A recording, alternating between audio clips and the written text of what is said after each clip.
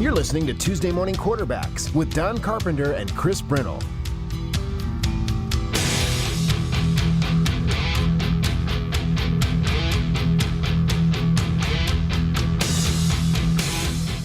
Welcome back, and we have Chris back in the corner this time. We have a full house. Is it weird you have me staring at the corner? That's not... Well, you can stare out the window. Oh. And notify us if anything walks by, because that freaks me out. Anytime I see something walk by the window, like the propane guy, or if a pronghorn just manages to walk by. Or a vagabond of some sort. Well, it's been known to happen. Yes. There are a few of them around here. I don't know if the word vagabond is appropriate anymore. You're looking for the word bum. Yeah, I think bum is the proper term. Yes. Okay, well, we have a Gillette Wild coach. And, of course, my mind goes completely blank. Coach Hodge in studio. Hodge, there you go. And we also have some players in studio. So why don't you introduce the players for us? Yeah, I got three returners coming back from last year's team in here to talk a little bit about the season and all that.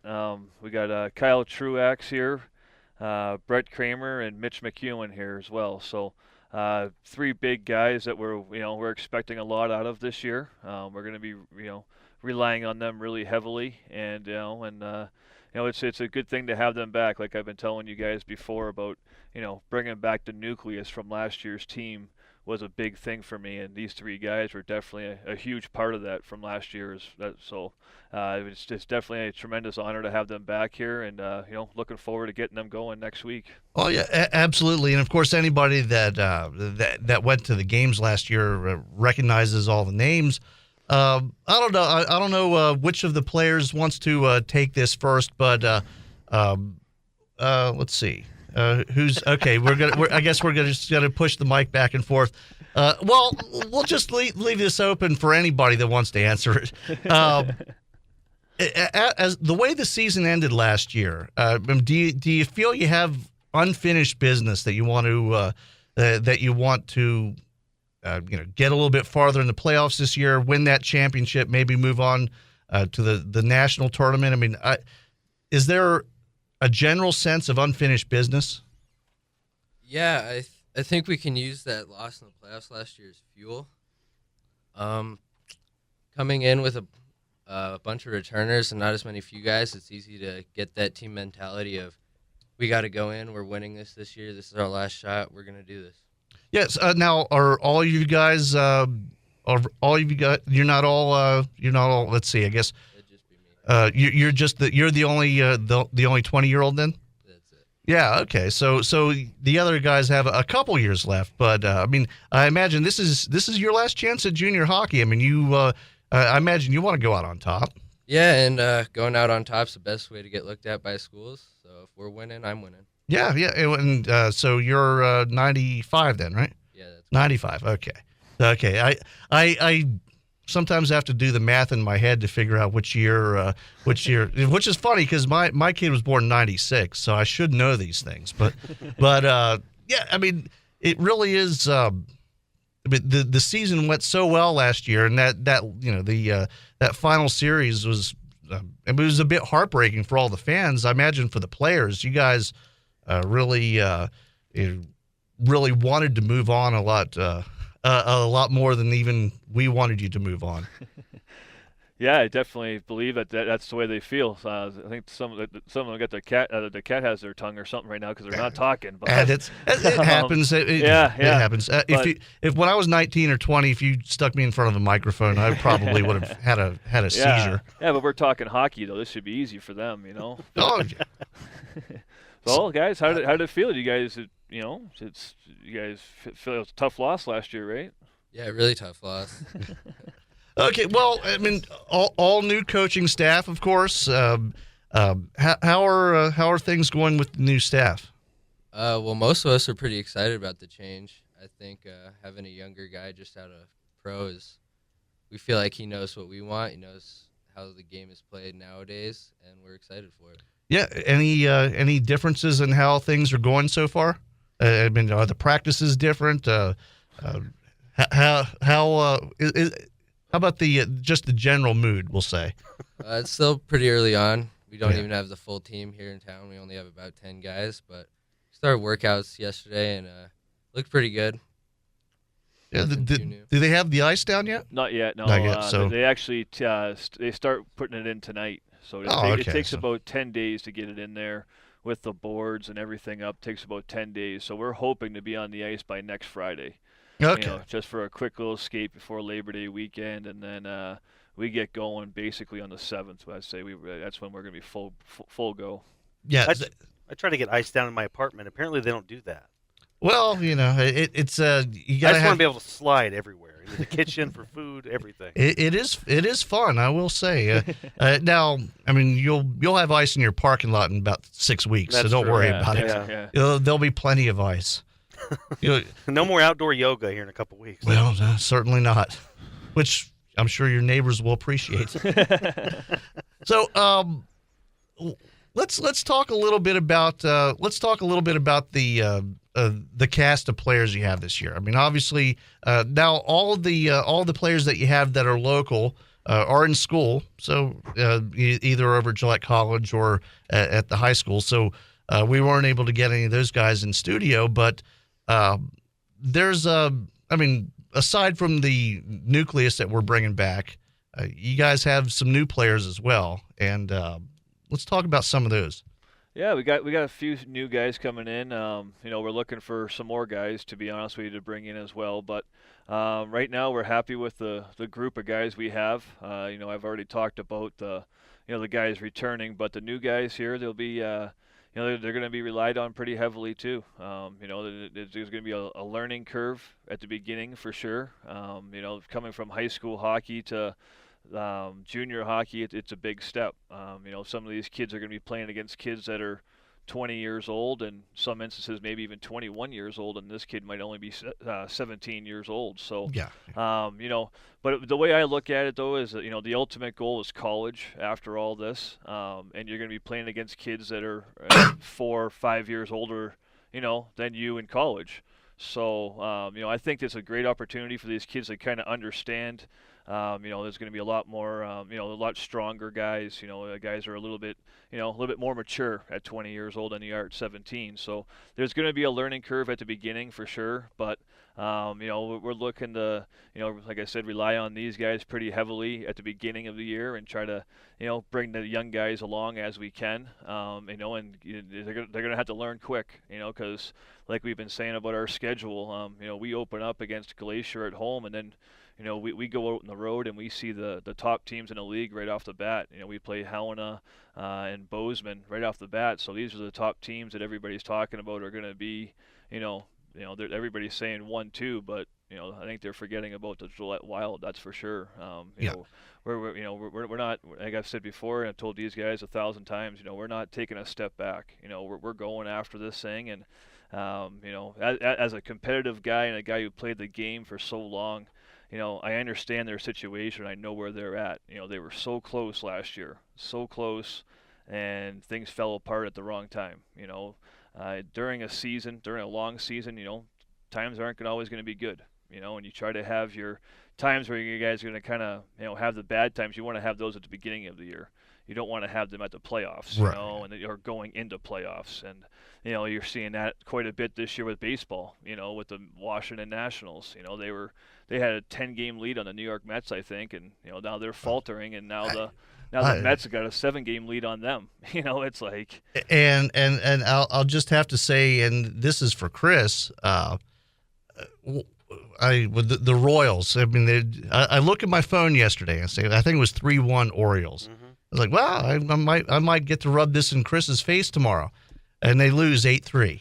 The Royals, I don't even want to talk about the Royals right now. You know what's great? I don't even have to trash talk. I just put it in sports. Yeah, that is true. There's my trash talk. That's why that's the. Remember, you can't. There's certain teams you can't trash talk. Yeah, well. You can't trash talk right now. You're a Phillies fan, so Well, I mean, Ugh. I gave up on the Phillies. I for years and years I was like, no American League baseball. Pitcher's got to hit. I just gave up. It's hey, like I said last week, this is the first year that I can in like 22 years that I can actually say that the Blue Jays are doing good. So so well, and I think 20 years from now, I think the Phillies might have another good season. There you go. About once every 20 is what we can hope for. Meanwhile, the Orioles will go 5 games over 500 every year and never get anything out of it. That's just the way it is. Tough division. That AL East is a tough division. Hey, at least I got to go to the stadium, got to have a nice crab cake and sit in a club seat and all that stuff. So I got the experience out of the way. So let's talk. Well, speaking of the experience, so this is something I've always wanted to ask one of the players. Now, I mean, you guys all played here last year. What's it like having a crowd that big? I mean, some of these games we're talking over 1,000 people. I mean, the attendance, especially for junior hockey, is just amazing. When you have that crowd behind you like that, what's it feel like? I mean, there's nothing better than coming out and everyone screaming, "Go Wild." I mean, you get out there and you start playing and then everyone starts screaming for you. It just gives you more of a boost to go out there and do your job and win the game. Is there a place that you would say is worse to play in as far as crowds in this league? I mean, I've only seen the attendance numbers. It doesn't seem like most of the teams have the same attendance numbers. Is there a building that's considered really tough to play in? I mean, from last year, I want to say one of the toughest buildings to play in was Great Falls, as their fans were pretty rowdy, as long as ours. But there's no fans like ours. Yeah, it really is amazing to see. It's a really cool thing. I mean, it's kind of odd because the crowd's up that high and the noise kind of comes down on you. So I think it probably even amplifies it a little bit. Yeah, well, I haven't seen it yet, but I'm anxious to get there and and get it going. I know a lot of these fans are chomping at the bits, for this season to get here. I wasn't here the last year or the last couple of years, so I don't really know exactly what these guys have experienced here, but there just seems like there's a new buzz. There's a buzz around the town right now about these guys and about, the opportunity these guys are going to have. It's maybe it's a little bit of a change in the coach could be the new buzz, but I think the fans also realize that how close these guys were. They see how many guys we're bringing back from last year's team, and they're probably realizing that this could be a very special year with these guys. But in that note, but it's a lot of hard work too. These guys are it's going to be a lot of hard work to get to where these guys want to go. It's getting to be a very, very competitive game now, hockey. You got Europeans, you got Canadians, you got all these guys now that are coming. Before they didn't want their educations, they didn't really care about them too much. They just wanted to go play pro hockey. Now all of a sudden they're coming and they're getting their education now in the States. So now it's getting to be a little bit of a log jam with all these players, but we're gonna push these guys, and like I've been telling these guys, like I want these guys to move on and be impact players in college hockey. I want these 3 guys here, and we got about we got about 12 or 13 other guys on our team too that have that opportunity to do that. But like I've been telling them, I'm preaching to them all the time. It's it's about the education first and foremost. You got to get the education in college. And then hockey is a reward for doing well in college, in school. That's the way you got to look at it. Me, on the other hand, it wasn't the case when I was in college. Well, I was hockey, and And school got in my way. It was like, but now I'm 37 years old. I don't have the education, and it's like, before I got this job, it's pretty tough to find a job without that degree these days. Well, and I think I think that's kind of been a at least for this organization. I haven't really worked with any other junior hockey organizations, but that does seem to be a focus of the Wild, and the record shows. I mean, a lot of the players are moving on to play either for D1 clubs or or club teams. I mean, they're playing for some pretty good programs now. And that's kind of that kind of leads into my next question. I want to ask you guys, since you're 3 here, we're talking about moving on to college, but what are your guys' aspirations personally as far as hockey's concerned, or your goals after the Wild? Well, college is definitely going to be huge. I think everyone on the team wants to go play college hockey. I know some of us want to go try and play pro somewhere in Europe, maybe. Want to win the Stanley Cup? That's you gotta aim high. I know it is weird about the cup. I mean, you don't really talk about it, and you certainly don't touch it. Mm-hmm. Or you don't even touch the conference trophies, which it really is. I've always been fascinated with that, and I never played organized hockey, so I don't know what it's like on organized teams. But when I was a kid, there was nothing I wanted more than just touch the Stanley Cup one time. Yeah, but I mean, personally, I wasn't any good. So personally, I might be a little biased towards hockey, but I think it's the best trophy in sports. Oh yeah, by far. When they lift it up over their heads, I mean, you look at the World Series trophy. It's kind of, I don't know, it's kind of weird when they, it's not like, you know what I mean? It's not like a cup or a bowl or anything like that. And the NBA trophy is a little weird, but like the Stanley Cup, you actually got to put it up here. It's a big trophy, and they say it's the toughest trophy to win in sports. Because you got to go through 7-game series. And I know the NBA finally went to 7-game series, but back in the day, I think in the '90s, it was best out of 5. I think the first round. When Michael Jordan was playing. It's just it's one of those things, and hockey players are super superstitious, and when you're growing up in Canada, you're always taught you're not supposed to touch the Stanley Cup until you win it or you're done playing hockey, and that's kind of the same thing around the States too. You see it, but you don't ever want to touch it. Even when you're a little kid, you don't touch it, and it's something very, very sacred because you want to keep that special moment for the time that you actually do win it, Well, and that's the good thing about not being in the sport. I can touch it all I want if I could ever get close to it. Well, I'm retired now, so I can touch it anytime. Yeah, that is. But it really is. I mean, it's fascinating. Hockey is one of those sports that has so many traditions. And why don't we do this? We'll take a break. We'll come back and maybe we'll talk a little bit about your guys' backgrounds, some of the players, and talk about maybe what your favorite part of hockey is. So hang on, we'll be right back. News Talk 1270 KIML. The best local and national news and analysis.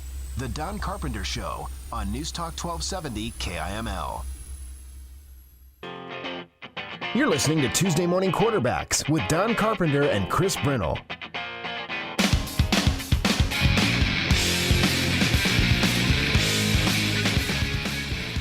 And welcome back, 9:31. Coach Hodge and the Gillette Wild players are with us in studio. I got it this time. Every once in a while, my mind just blanks out. It's probably from lack of sleep. Yeah.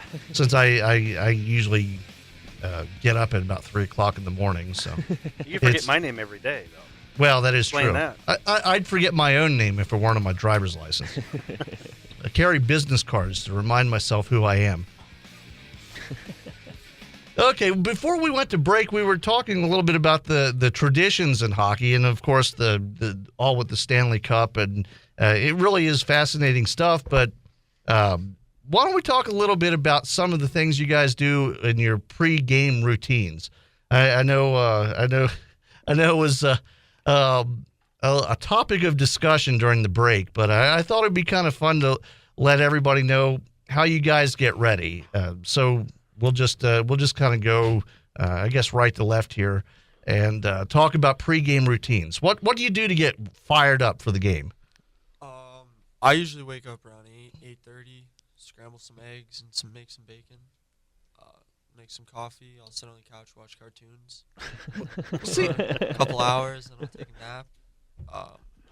Last year, Spiegelberg would come pick me up. We'd go to the rink like 3 hours early. So you get a little skate in before the game, or you just go relax? We usually just go sit in the locker room, tape the stick. Man.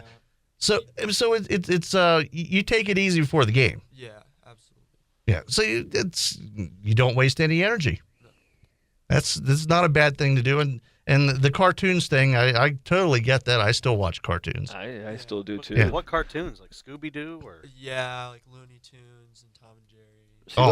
Those are the good cartoons. Yeah. The ones they have these days now, it's like you can't understand them. But those, well- the Tom and Jerry, the Flintstones, and all those guys, those were great yeah. cartoons. The old original uncut Tom and Jerry, where they don't cut away with all the violence. It's nothing like sticking a cat's tail in the pencil sharpener.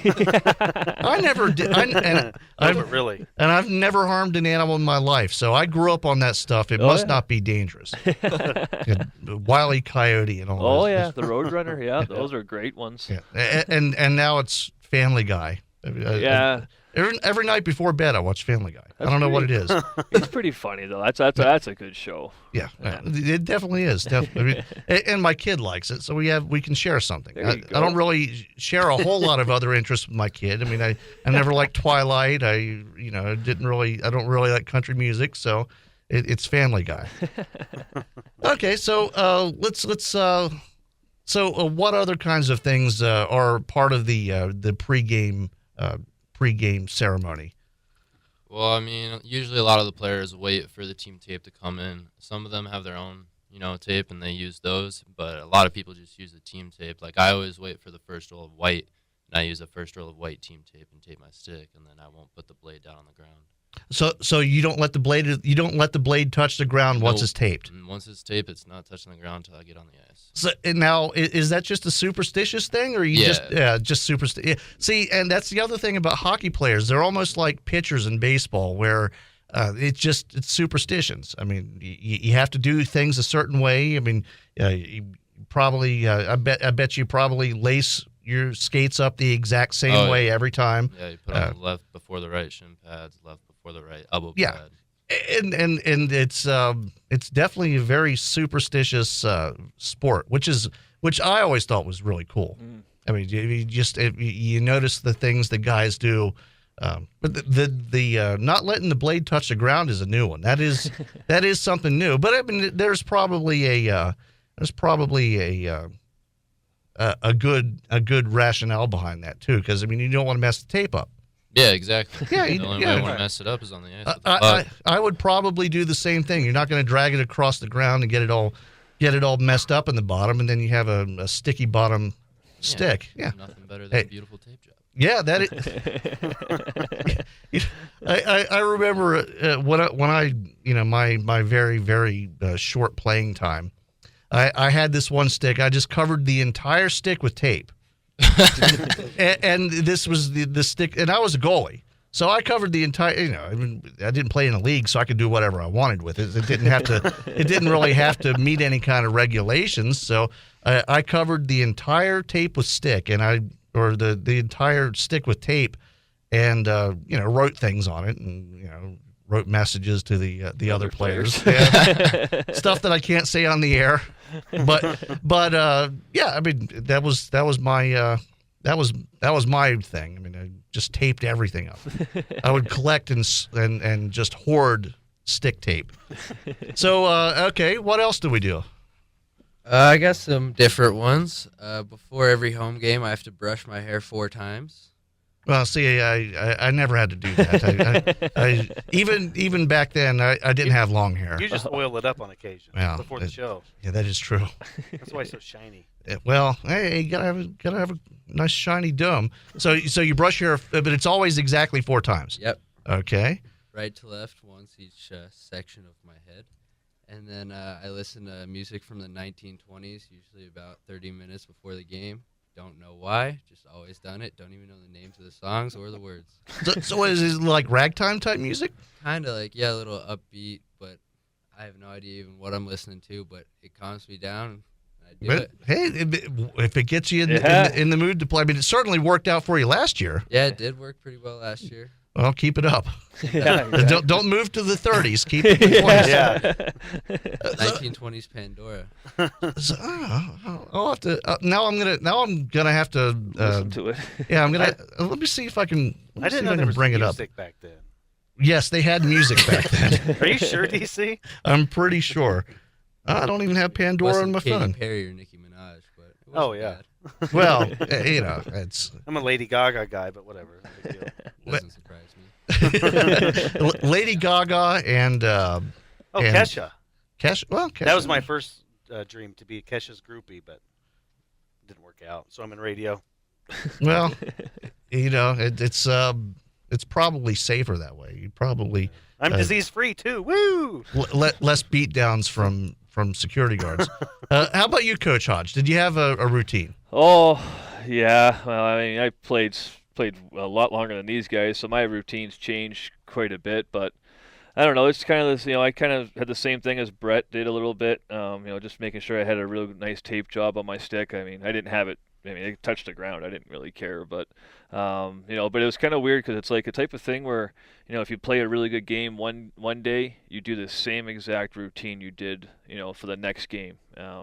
If you woke up at 9:12 or something like that in the morning, like the next morning you're trying to do the same thing and waking up at 9:12 again. It's kind of weird how we think. It really is. But the one thing I always did, and this is kind of really weird, and as I got older playing, it didn't really go so well for me, but I used to always drink a chocolate milkshake before every game. I would go to like Burger King or something like that, or even make it myself, and I would drink it on the way to the rink. Or in college, I actually used to bring it right in the locker room with me and just sit in my stall and just drink my milkshake and just get ready to play the game. And it was kind of weird. My oldest brother got me into drinking milkshakes. We used to always bet on milkshakes when all this stuff, and I don't know, just a big fan of chocolate milkshakes, so I'd always do that. And then, I'd get to the games probably 2.5, 3 hours early, just kind of sit there and kind of visualize what was going to happen.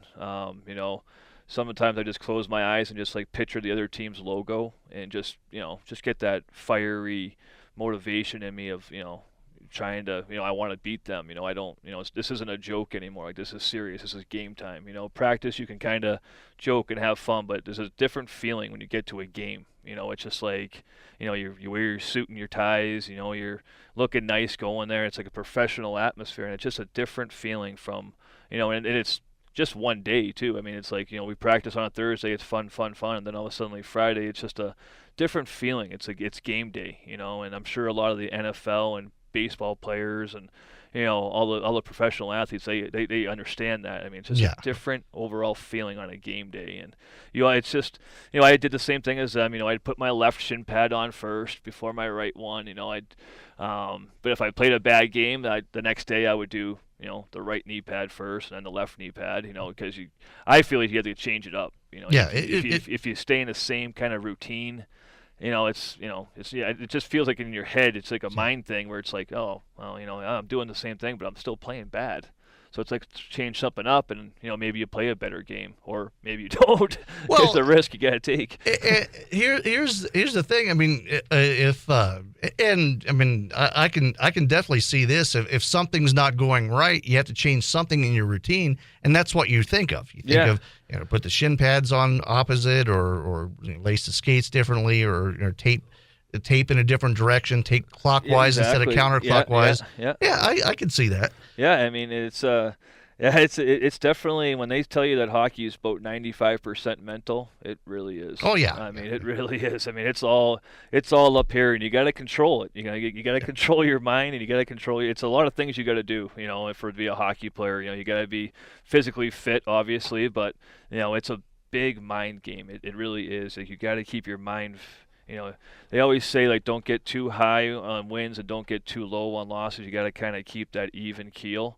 But it's tough to do. It really is, especially when you get into these guys' situations and they're competitive and they're trying to make that next step to college. It's like, when you lose a game, it feels like the end of the world. It really does, But, somehow or another, you got to kind of, you feel bad for it for, that night, but you got to sweep it underneath the carpet because you got to, move on. You got to move on the next day. And that's the great thing about hockey. 24 hours later, you're right back on the ice, and, and you got to go back at it again, and you got to get back into that battle again. So, that's why I love the game so much. It's so competitive, and, Okay, so in all the years you played, what's the strangest pre-game routine that you've ever seen? Oh, you have to throw somebody under the bus here. No, just anything that goalies do. They are definitely by far, and I knew it was going to be a goalie. Yeah, I think this year, though, I think Feezer and Rowe are pretty okay guys, but I've been on some teams where, like, you couldn't even walk in the vicinity of the goalie. Like, you couldn't even, like, go near him. Like, if you tripped over his pads, like, he would get up and yell at you. It's just like, they did some weird things. Goalies are definitely, I mean, if you're going to stand in net and let a 100-mile-an-hour slap shot come at you and hit you in the head, you got some serious issues. Like, when I played out, I was scared of the puck. I didn't want to get hit by that thing. Those things, it gets moving pretty quick. Yeah. And if your job is to block it the whole time, there's something little screws loose up in the head somewhere. And if there isn't, it will be after a couple headshots. Yeah, exactly. Well, just imagine the guys back in the day that didn't even wear a mask. Yeah. My dad's got some interesting stories about those guys. When they didn't wear masks back in the day, and my dad still to this day is still kind of makes fun of guys who wear helmets because they didn't wear any helmets back in the day. Well, and then that was I think the guys in the league before '77, I think it was, didn't have to wear helmets. Now your dad was in the league before. Yeah. Did he start wearing a helmet after that, or he never always? Did. No, my dad retired in '78 when I was born. Oh, okay. So he only had a year into that kind of rule, but no, he never wore a helmet. And he always told me when I was growing up that it was a respect thing. Guys didn't really get their sticks up. It was kind of like a respect thing. It was like, you're not wearing a helmet, so I'm not going to get my stick up there. There was other things. They would slash you, and it was cheap things that went on down below your body here. But let's be honest, those guys were tough. Oh yeah, and you know what? And their philosophy was, if you have a problem, then drop your gloves and let's fight. Yeah. They didn't really have cheap stuff, really. It was, let's duke this out at center ice or whatever. And get it over with. And maybe we go at it again later on in the game. But, that's how they were. It was a lot more, I think, I had a lot more respect for the guys back in the day, I think, for opposing teams. But there was definitely some crazy things, though, that went on back in those days. I imagine so. Maybe we'll get some stories out of you someday. We'll get one out of you sometime. Okay, so we only have a few minutes left before we have to wrap things up. Why don't we talk a little bit about what you have coming up? Well, actually the boys are starting their dry land already. They already started working out yesterday. We should have I'd say about 4 or 5 other guys coming in this weekend. Everybody will be here on September 2nd. That's the report date. And we're looking to get on the ice September 4th, hopefully. If it's not that, then we'll be on the ice the 7th. And then that week we play Alexandria, 2 preseason games, September 11th and 12th. And then the following weekend, we actually play against a couple of old players that these guys had the privilege of playing with, coming back from University of Wyoming, Lance Pennington and what was the other guy's name? Tyler Johnson. Yeah. So it'll be kind of a cool thing for those guys to come back and play against their old team, but. That'll be the time right there when we're playing against the University of Wyoming where, we got to be going at full tilt here, because the next weekend is Glacier at home, our home opener, September 25th and 26th. So, we're going to slowly get these guys into shape here, and, they're going to understand what training camp really means, I think, this year, because it's going to be tough on them, but, it's a little hard work, won't hurt them. It's worth it. It's definitely worth it. It'll pay off at the end. That'll be one of my promises to them. It will pay off, and they'll understand where I'm coming from. I'm not Adolf Hitler. I'm not a dictatorship. It's I'm not being a stern guy, but it's just hockey is it's a lot of work, and as much as I respect and love the game, it's I understand that you got to put a ton of work into it. So. Well, I know a lot of people around town are looking forward to this season. It's going to be an exciting one, I think, and we're going to try to get that house packed for. I don't have to do anything. It's going to be packed on opening night. Who am I kidding? It's not like we have to try to get 1,200 people out there. They'll be there. Right. So it'll definitely be it'll be an experience for you. Just wait and see. Yeah, I can't wait. I'm anxious, and I know all the guys are anxious too. So it's gonna be a fun time this year, definitely. Okay, well, thank you so much, Coach Hodge. Thank you so much, guys, for coming in. Hopefully, we'll get a chance to talk to you later on in the season too. Oh, yeah, definitely. Yeah. These guys. Well, I'm gonna try to bring in as many guys as I can in here, as long as you guys let me. And you can bring in anybody you want. Yeah, I like to have these guys talk a little bit more than me. So these guys will be in here quite a bit this year. Not this certain 3, but Media relations is part of the sport. Exactly. It's definitely going to be a fun season. Thank you so much, Coach. We're going to take a break. We'll be back in just a minute to wrap things up. News Talk 1270 KIML. Basin Radio News, Fox News, Cowboy State News. More news than you can shake a stick at. Don Carpenter on News Talk 1270 KIML. 70 KIML. 70 KIML. 70 KIML.